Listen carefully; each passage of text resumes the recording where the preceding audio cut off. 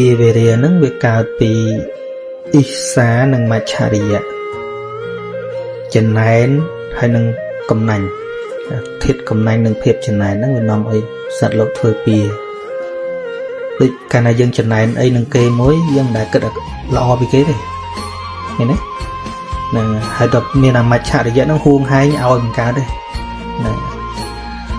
ហើយអាហ្នឹងក៏វាមិនកើតឯងនេះវាកើតពីធម៌ពីរហៅថាបញ្ញាបយ៉ាងគឺស្អប់និងស្រឡាញ់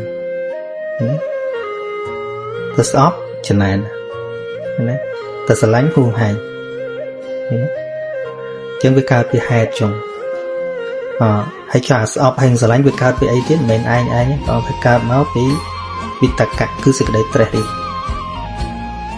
ជាងការពាក្យគេនិយាយអីបើយើងអត់យកមកត្រេះរិះអីហើយបាត់ហើយប៉ុន្តែយកមកត្រេះរិះយកអានេះយ៉ាប់មកថ្ងៃមិញឯងធ្វើតែបន្តិចវាធ្វើឲ្យឯងញ៉ាត់យកមកត្រេះរិះខំណាអត់ស្រឡាញ់ចឹងដែរបើឃើញហើយទៅអីណាឃើញហើយយកមកត្រេះរិះមុខគេអញ្ចេះថ្ពាល់គេអញ្ចេះសម្ដីគេអញ្ចេះនឹកគេបដ ாய் ជាប់ប្រយឃើញទេវាកើតពីការត្រេះរិះ